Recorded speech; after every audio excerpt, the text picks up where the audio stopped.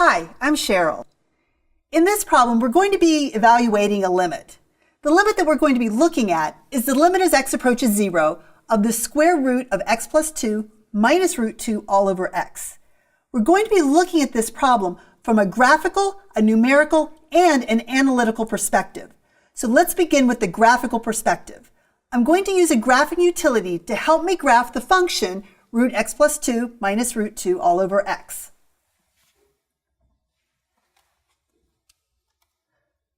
So on my utility, I'll enter the function,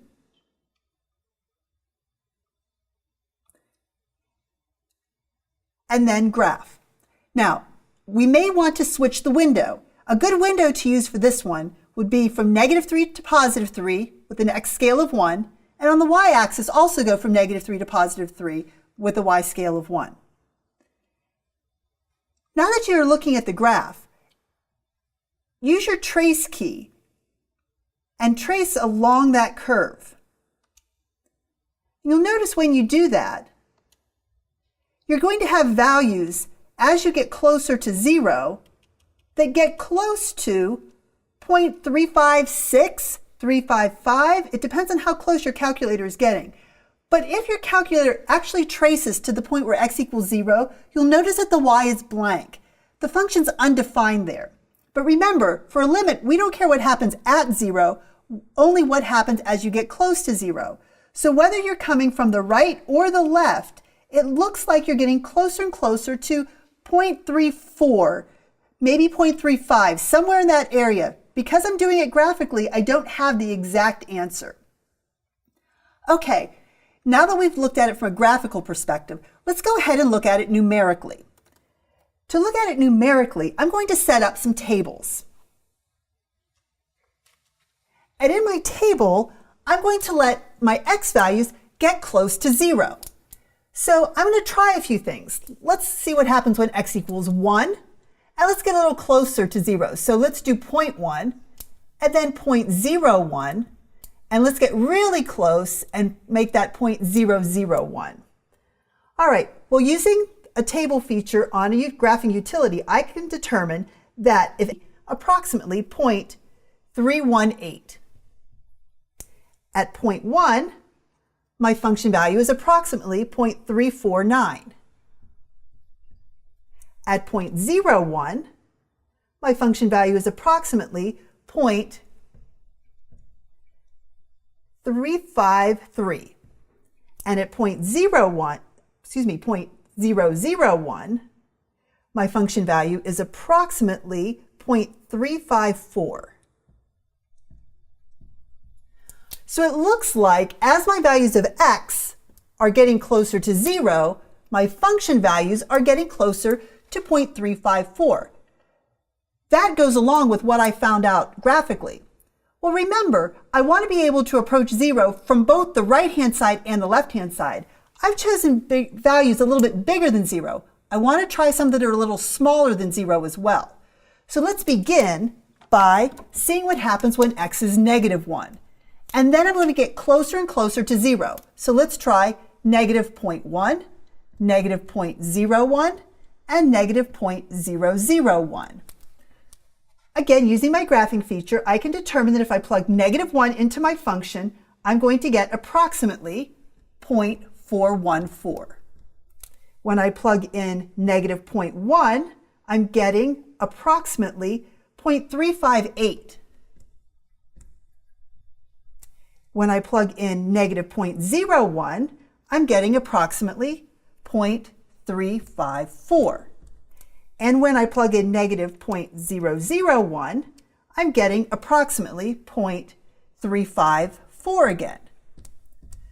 So it turns out that whether I'm approaching from the right-hand side or from the left-hand side, it looks like my function value is getting closer and closer to this number 0.354. Again, that jives with what I did graphically. All right, well, even numerically, am I really sure it's going to 0.354? Maybe it's 0.3542. Okay. Let's approach this problem now analytically and see if I can get an exact answer. Okay, so I take a look at this limit. And if I try to just plug 0 into the function, I'm going to have root 2 minus root 2, which is 0, over 0. That's an indeterminate form. I'm not allowed to apply direct substitution if I get an indeterminate form. So I have to figure out a way of rewriting that expression so that I can evaluate the limit. And the trick that I'm going to use here is I'm going to multiply this expression by 1. Now the form that 1 is going to take is the square root of x plus 2 plus root 2 all over the square root of x plus 2 plus root 2. Notice I'm multiplying by 1, so I'm not changing the expression at all. So now I'm going to go ahead and do some multiplication. I've got the limit as x approaches 0. In the numerator, I have two binomials, so I'll use FOIL. Root x plus 2 times root x plus 2 is just x plus 2. The outside terms give me a complicated term, root 2 times root x plus 2. But notice what the inside terms give me, negative root 2 times root x plus 2. So the outside and the inside terms cancel each other out. For the last terms, I have minus root 2 times a positive root 2, which is just going to be a minus 2. Now the denominator is really just going to be distributing the x across this binomial. But you know what? I'm just going to leave it in factored form. So I'll write that as x times the quantity, the square root of x plus 2 plus root 2. Now we're going to simplify our expressions. So we have the limit as x approaches 0. The numerator reduces to just an x, and the denominator remains x times the quantity root x plus 2 plus root 2. Notice what happens. I can now cancel the x values. So I have the limit as x approaches 0 of 1 all over the square root of x plus 2 plus root 2. Notice that now when I do direct substitution, as x approaches 0, the numerator approaches 1. The denominator approaches 0 plus 2, or the square root of 0 plus 2, plus root 2. It was no longer an indeterminate form.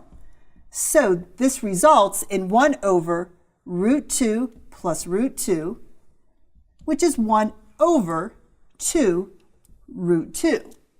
Now I know that looks like an unusual number, but if you use a calculator to approximate the value of 1 over 2 root 2, let's see what happens. 1 divided by 2 root 2 is approximately 0.354, which is exactly what we found out using our graphical and our numerical techniques. Now I know exactly what the answer is, not just the approximation of it. So my final result, 1 over 2 root 2. I hope that was helpful. Thanks.